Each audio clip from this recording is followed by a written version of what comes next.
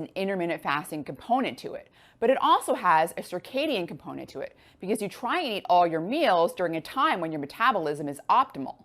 Metabolism changes throughout the day.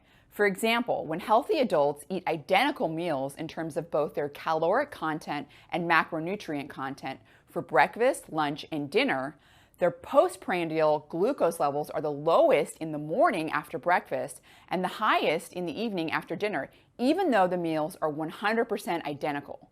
This may have something to do with melatonin, the hormone that's produced from the pineal gland that plays a role in initiating sleep.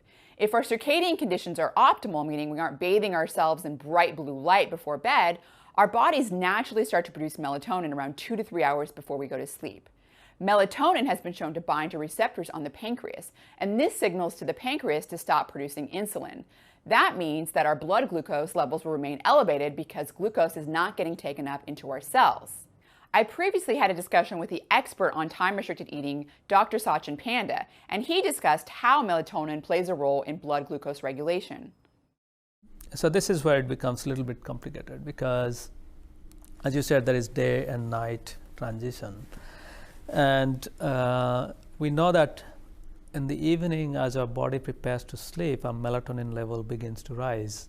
And that melatonin usually rises 2 to 3 hours before our habitual sleep time. So if somebody is going to bed around 11, then that melatonin is beginning to rise around 9 o'clock. On an average, for some people it might rise around 4 hours early, and some people it will rise exactly at bedtime. And when melatonin rises, there is new data showing that melatonin can bind to its receptor in pancreas, and this engagement of melatonin with the pancreas receptor